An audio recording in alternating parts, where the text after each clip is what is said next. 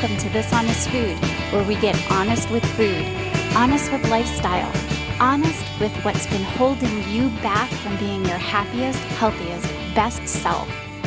Food changes everything, and it all starts right here with This Honest Food. Hello, everyone, and thanks for joining me today. I'm Dawn Viola, a certified executive chef and holistic nutrition expert.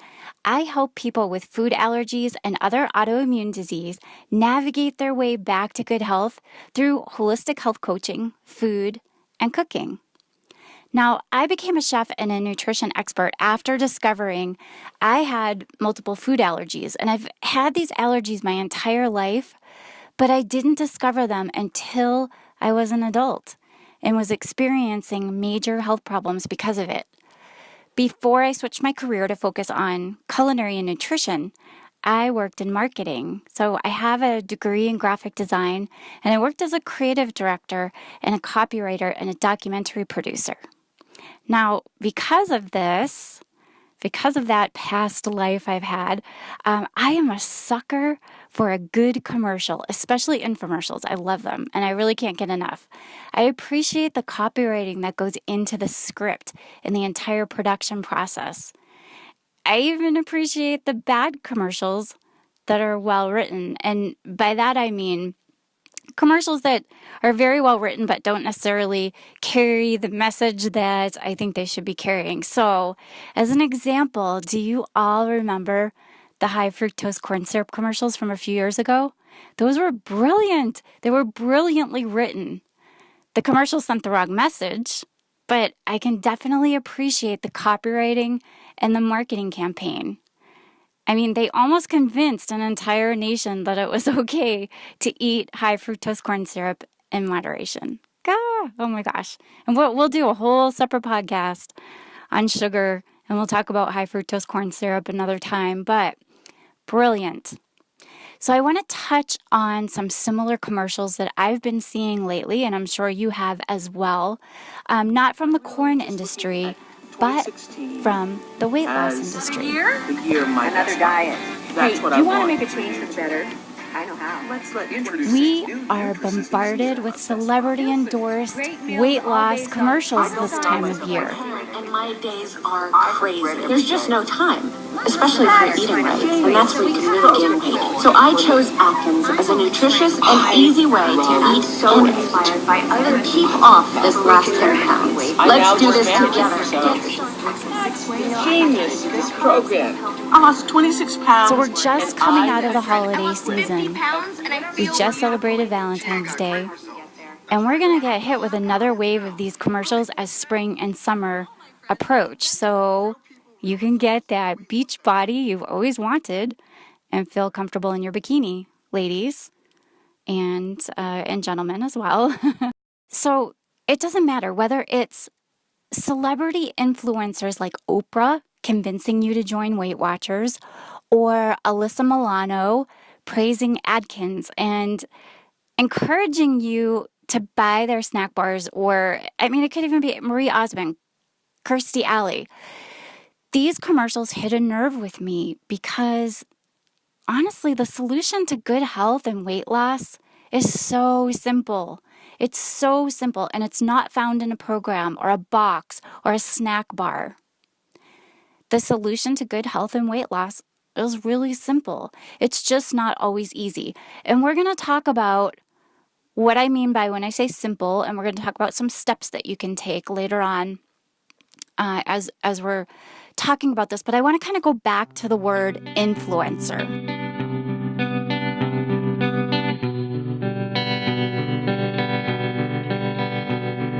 What exactly is an influencer? If you are a blogger or a YouTuber or something similar, you're probably familiar with this term. But an influencer or influencers are people, in this case celebrities, who have large numbers of followers and raving fans who trust them, and they trust their recommendations. So if we use Oprah as an example, Oprah's really one of the biggest influencers in the world. She has millions of followers, millions of raving fans, and millions of people who trust her. So when Oprah recommends a product, people listen. When she endorses a product, millions of her followers will buy that product. Or at least that's what the manufacturers are hoping for and banking on. The other part of this marketing formula is that it hits you where you hurt the most, right there in your heart. The place where you keep all of your guilt and where you sometimes feel like a failure, or you might feel worthless as a person, a mom, a wife, a dad, a husband, because you have no energy, you've gained weight, you've ruined every diet you've ever tried in the past. It's an ugly place. And those companies know exactly where to hit you and how to hit you to connect with you on an emotional level so that you buy what they're selling. And then the celebrity just kind of reinforces that. So it's the job of the copywriter and the musical director, if there is one, to pull you into that commercial on that emotional level, leading you to their call to action. So join this, eat this, you'll lose weight, you'll be happy. Okay, you see where it's going. And really all sales and marketing, it pretty much works this way. But with weight loss, it's different. At least I feel it's different. Because with weight loss, I feel like these commercials unfairly go after your heart when you're the most vulnerable. And I don't feel that that's fair. It's not fair. Tugging at your heartstrings is just a part of the issue. The other part is what these celebrities are selling. I hope that they don't know. I really hope that it's blissful ignorance on their part. So I'm going to give these celebrities the benefit of the doubt that they truly don't know the ingredients and what they're trying to get you to buy and eat. They don't know the ingredients that are in the Weight Watchers frozen dinners or shakes or in the Atkins snack bars or their frozen meals. And whomever's got a protein shake or what have you. Maybe the celebrities don't know how to read food labels or ingredient labels. I honestly don't know. But regardless, what kind of messages are they sending? I mean, because we trust them, right? We trust Oprah. If she tells us that something is healthy, it must be healthy, right? No, not so.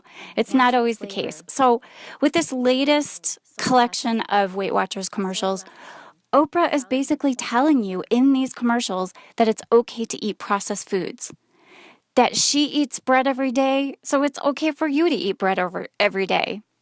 And it's not okay, especially if you're already overweight, especially if you have food sensitivities, especially if you have something like heart disease or high blood pressure or diabetes or any autoimmune disease, because these are the foods that will continue to prevent you from achieving good health. These processed foods contribute to inflammation, and inflammation leads to disease. Chronic and systemic inflammation leads to disease.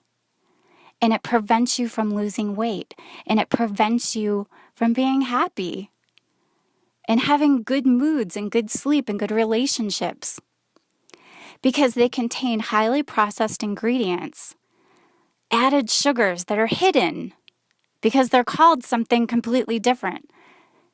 There's hydrogenated oils that are still present in some of these foods. And there's a lot of additives that are often disguised as what appears on the label as natural flavors. I love that one. They don't have to, by law. They don't have to tell you what the natural flavor is. The only thing that they have to tell you is whether it was derived from a plant or an animal, and they don't have to tell you anything else. And they don't have to put that on the label at all. That's if you call the company and ask. They will tell you if it's plant or animal. But it doesn't really matter, because all of those ingredients, all the things that you can't pronounce on the food label, natural flavors, they're all highly processed. And those are the things that you're putting into your body that are causing the inflammation. So you might see results early on. Like, you might initially lose weight, but more often than not, this is temporary. It's a temporary solution. These weight loss programs are difficult to maintain over extended periods of time because they're expensive and because they offer poor food choices. So you might be seeing those early results because you have a calorie deficit. You've restricted calories, and you might be exercising a little more than you were before because you're excited and you're motivated, and you want this to be the one time that you stick with it, and this is going to be the one thing that really sets you on a path to good habits and good health. So you're really into it, but it's hard to maintain that over time when you're not nourishing your body with the proper foods, and these programs don't provide that. So what can you do about it? I mentioned early on, it's a simple solution, but it's not always easy. So the first step really is to educate yourself. I want you all to take complete control over this by becoming a micromanager of your life and the foods that you eat, and the foods that you cook, and the foods that you buy, and the foods that you feed your family. Become great at time management, because this is really what it all boils down to. Remember, it's a simple solution to good health, but it's not always easy. Okay, so the time management and becoming a micromanager, I'm going to break that down into some steps with you right now so that you can start to implement this. And you might not need a Weight Watchers program or a Jenny Craig or an Atkins or anything like that with these steps. And if you feel like you do need some help and you do need support, that's where working with a holistic health coach can be really, really helpful. We're not going to sell you bars and shakes and things like that. We work from the point of view of root cause resolution. So we look at why you're not feeling your best, why you're overweight, why you're experiencing health issues, and we get to the underlying cause, and we can work with your doctors and anyone else that's on your medical professional team of superheroes that you've got on your side. And together we form this mighty team, and we get you on a path back to good health while supporting you the entire time. So the first step is really changing your thinking. And this is probably the most difficult part, because changing your thinking comes with changing lifelong habits that you've developed literally over the course of your lifetime. And it's so difficult for that to change. And even for me with my food allergies, even though I had to make an immediate change, it was still really difficult for me in my mind to not feel that I was being deprived of something.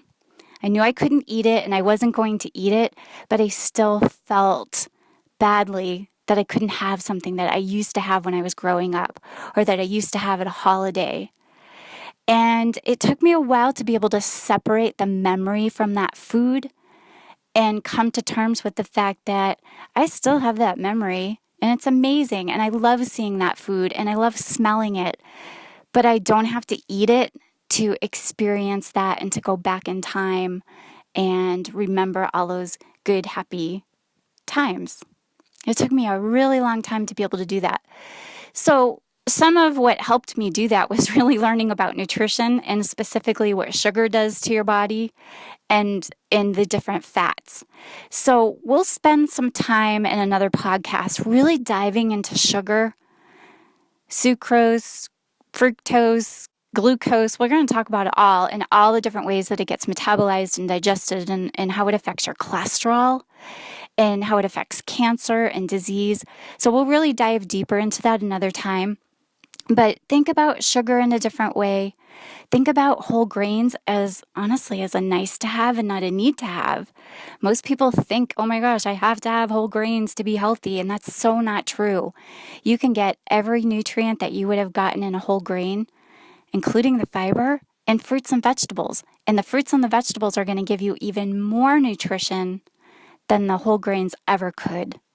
So it's learning things like that that help you think about food in a different way. Fats.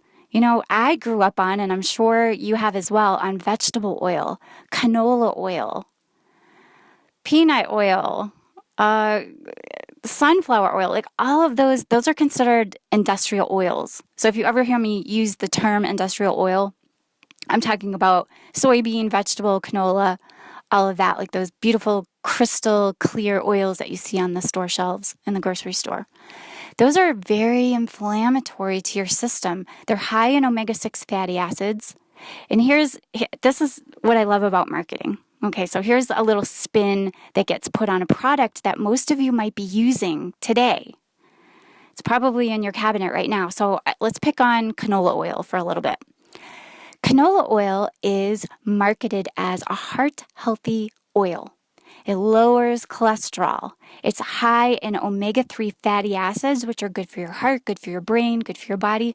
All of that is true. Absolutely. But what they don't tell you is that it is higher in omega-6 fatty acids, which are inflammatory to your system. And the omega-3, omega-6 balance is out of whack with canola because it has way more omega-6 fatty acids than you really need. You kind of need like as close to a 1-to-1 ratio as possible with your omega-3 and omega-6. But the manufacturers don't tell you that. They just focus on the omega-3, but they're not telling you the whole story. So that's where educating yourself about the foods that you're eating is so important, because we can't rely on the manufacturers to tell us the truth, because they're not going to, because they want to sell their product. And if they tell you that, oh, it's high in omega-6, and you know that omega-6 is highly inflammatory to your system, you're probably not going to buy it. So change your thinking. Learn about foods that you're eating. Educate yourself. And slowly, it's going to start to change your thinking about the foods that you eat. So speaking of that, I want you to change the foods that you're eating. So the first step is going to be removing processed foods completely from your diet. And again, that's not easy. And you don't have to do it all at once. I had to because of my food allergies. Like a matter of life and death, no exaggeration. I had to just completely cut all processed foods out of my diet in order to not kill myself. Is basically what it comes down to. But for some of you, you might be able to do it in stages. You might be able to remove 1 or 2 processed foods a week and replace it with a whole unprocessed food. So, for example, if you're a big applesauce family, like your kids love applesauce, it's kind of the only way that you feel like you can get something nutritious into them. Stop buying the applesauce. Your kids are going to live. They're going to be fine. They might be upset for a little while, but if they're hungry and the only thing to eat in the house is fruits and vegetables, they're going to eat them at some point. It's going to take a little while, and there may be some fussy episodes, but they're going to eat it. My favorite experiment is when I was working at La Cordon Bleu College of Culinary Arts as an instructor. I also worked in the admissions office, and I would visit high schools and I would do the recruiting, talking with culinary students in high schools that were interested in attending the college. So favorite experiment is my supervisor, who may be listening to this now, if he's seeing this podcast on LinkedIn, he would bring in all kinds of cookies and candy and donuts and cakes and things to motivate the admissions team in the afternoon, like a pick-me-up. And a couple times, I would bring in a bowl of fruit, and I would put the bowl of fruit out. And I got to tell you, that bowl of fruit went so much faster than those cookies and cakes and donuts and whatnot. And I loved seeing that. I loved seeing that bowl empty within a matter of minutes. That made me feel so good because I knew that they wanted those fruits and vegetables. They're probably eating the cookies and the donuts because they were there. But when given a choice, they're going to go for the fruit. Same with your kids. It's going to happen. You just have to give it some time and give it a try. So remove the processed foods. Start that process of removing the processed foods every time you go to the grocery store. Replace it with the actual whole unprocessed version. Remove sugar from your diet. And I don't just mean white table sugar. I mean like everything that turns into a sugar when it's being digested in your body. So carbohydrates, whole grains. We already talked about looking at them as a nice to have and not a need to have. And there's other reasons for that as well, which we'll dive into another time when we talk about sugar. So replacing the sugar, or eliminating the sugar, I should say, and that includes breads, bagels, waffles, English muffins, rolls, pizza dough, everything bread related, and grains as well, because it turns to sugar when it's digested in your body. And,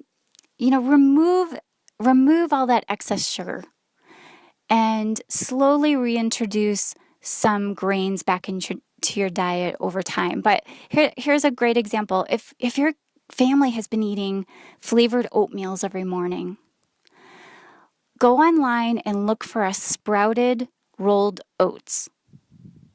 Sprouted rolled oats. And there's a link on my website to a sprouted rolled oat. So you can find it, Amazon or at a health food store online. You might even have, if you guys have a big health food store near you, they might have some sprouted rolled oats. That's going to be a better choice for you. And then add your own flavorings. Add some chopped up apples and cinnamon, or that, not the applesauce. Whole, unprocessed foods. So there's a good switch out right there. You want to increase the good fats, and this is so important. A lot of people don't realize that your brain is 70% fat. And for the last 40 years, everyone's been on a low-fat diet kick, and it's been slowly killing us. So many people are sick now.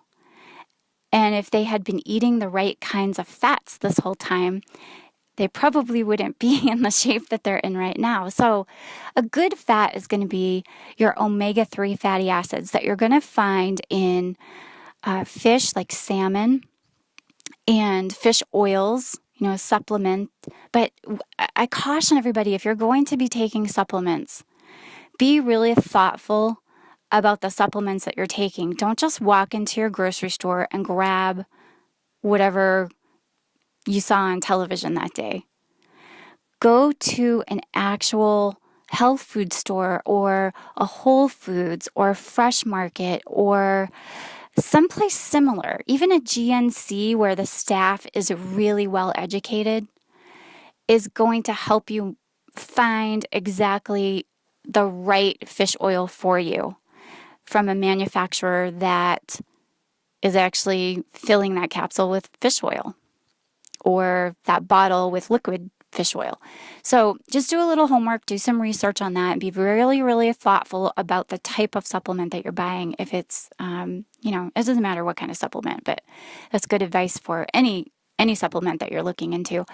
So you also want to eliminate those industrial oils that we talked about. So the highly inflammatory, pro-inflammatory soybean oil, corn oil, peanut oil, like all those beautiful crystal clear or light pastel yellow oils that you see on the store shelves. They're not good for you. They're not good for you.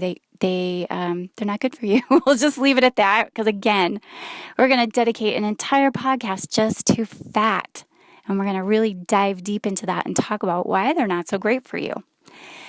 You can replace that with coconut oil or clarified butter. There's a great recipe on my blog, on my website, for clarified butter and ghee, which are related, but they're not the same thing.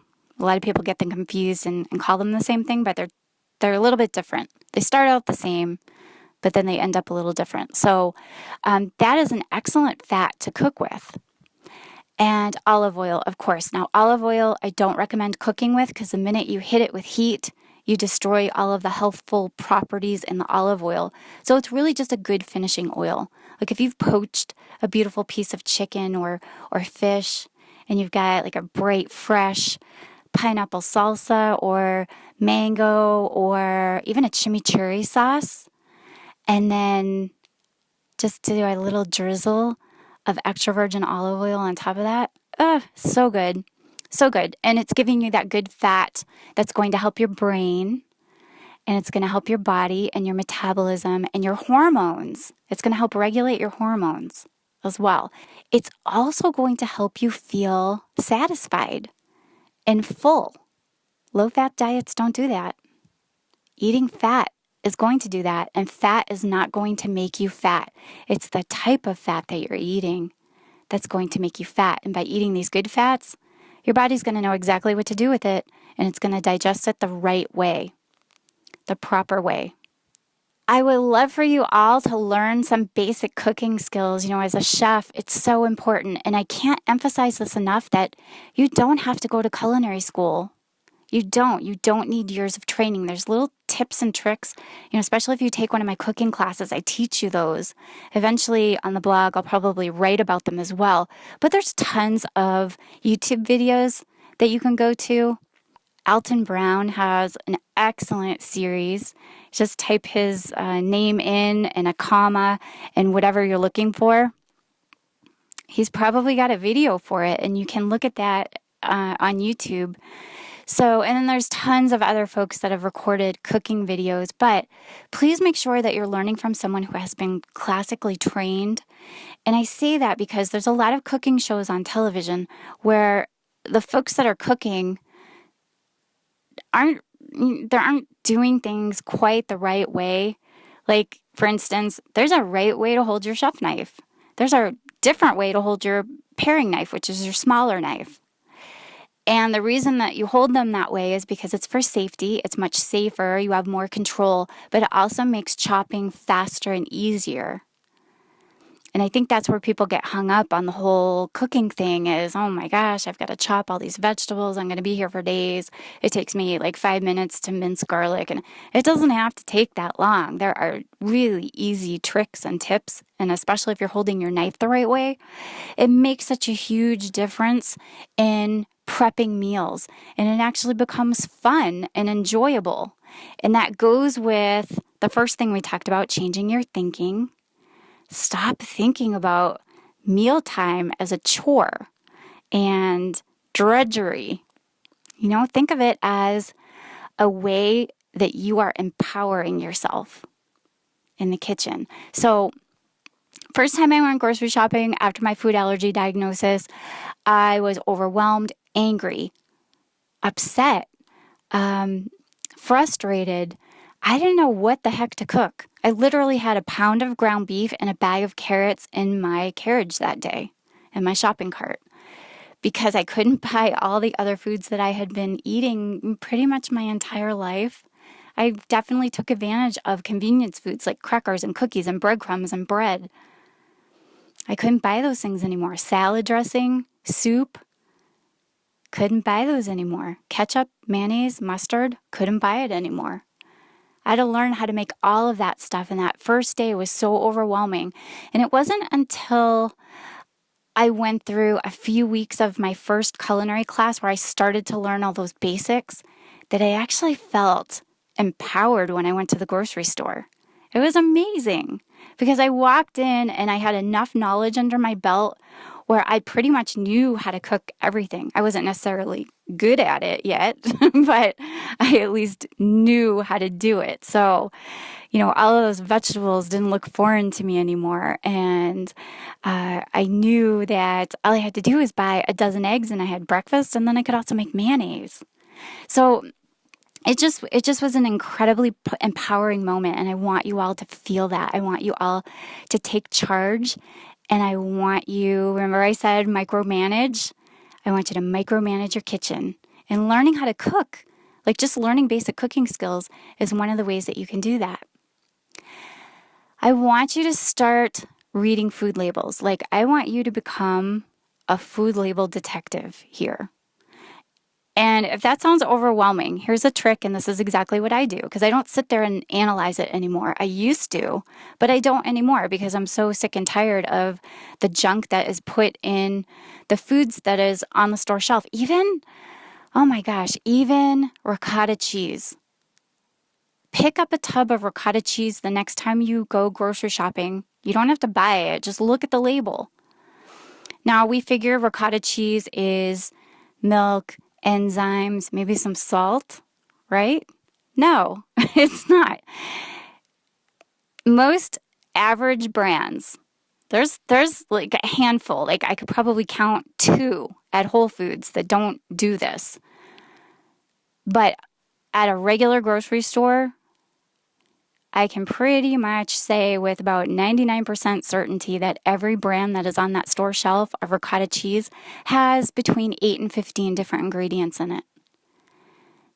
Guar gum, carabine gum, xanthan gum, preservatives. Pick it up and look at it and be horrified, and then put it down and don't buy it. And find a store that has some that doesn't have that in it, or make it yourself. Making it yourself is even better. Okay, so learn to read food labels for that very reason. But here's the trick, so that you don't have to spend like 8,000 hours in the grocery store, because I know everybody's really busy. Same with me. I don't sit there and analyze them anymore. Look at the ingredient label. I don't even look at the nutrition panel anymore. I could care less. I look at the ingredient label, and if there's more than 5 ingredients, I put it down. I don't pick it up. I don't put it in my cart, and I don't buy it. Because if you can't, we have freezers and refrigeration these days. There's no need to put preservatives in anything anymore. Buy some insurance for your manufacturing company in case the freezers go out and you can get reimbursed. But there's no reason whatsoever on God's green earth for a manufacturer to put preservatives in something that is frozen or refrigerated. So if it has more than 5 ingredients, put it down, because chances are it's not ingredients that you want to be eating. Okay, so I want you all to set some time aside to move, to exercise, to walk, whatever you are comfortable with. Now, for me, what really worked for me, and this may not work for everybody, but this was what worked for me, was burst training. B as in boy, URST as in Tom, burst training. So look that up online. And basically that's where you work out. It's just like a high, intense level, as hard as you can for like 30 seconds or even sometimes a minute. And then you rest for 30 seconds or 60 seconds. And you just keep repeating that for like 20 minutes. Now, the way that I did it, I live in Florida, and I happen to live in the hilliest part of Florida, like one of the highest elevations in the state where we actually have hills. And I live in a very hilly neighborhood. So I kind of do a walk, jog. So I would warm up on a flat street. So I'd walk and I'd run, and I'd walk and I'd run, just a light jog, just to kind of get myself warmed up, get my muscles going. And then when I turn the corner, I'm facing a pretty big hill. And I would sprint up that hill as fast and hard as I could. And it took me about 30 seconds to get up to the top. And it's a long street. But I'm running so fast and so hard. And then I would either walk down or I would lightly jog down, depending on how I felt that day. And then I turn the corner and do the same thing up the next street. And then I turn the corner and do the same thing up the 3rd street. And then when I got to the 4th street, that hill wasn't tall, or I should say it wasn't long, but it was super steep. And that's where I would really push it to the max. And it took me about 20 minutes to do that, and that was it. And that, I've never gotten in shape faster in my life than when I was doing that burst training. And it really worked for me. So definitely check that out and see if that works for you. I also want you to set aside some time for meal prep. So we talked about meals, looking at them in a different way, like it's not a chore. For goodness sake, if you're cooking for your family, get them involved. If you are crazy busy and you feel like you don't have time for prepping meals, do it on your day off, or on a day where you've got 30 minutes or an hour. Invite your friends over. Have everybody prep their meals at the same time at your house. pour some water for everybody, throw some fruit in there, and have a good time and laugh and enjoy the company so that it doesn't feel so, I gotta chop all these vegetables and I don't want to and I hate cooking and change your mindset and set aside time to prep your meals. And then set aside time to enjoy them with somebody that you love. All right, so everyone, I just gave you 6 amazing tips on how you can take control of your health, and you don't have to rely on places like Weight Watchers or Jenny Craig to help you get back into shape. So remember I said working with a health coach can be a great support system. So whether it's me or someone else out there that is a holistic health coach, please reach out to them. They're probably going to be a lot more affordable than joining Weight Watchers or those other programs over time. And like I said, we all follow the same philosophy of root cause resolution. We're going to look at the why and we're going to attack it that way. It's a lifetime of habits that we need to change.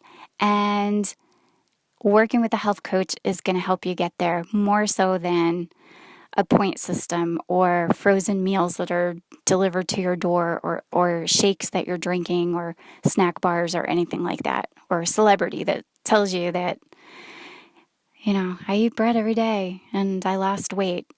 I'm really curious to see in, 8 months from now what that bread is doing to that poor woman.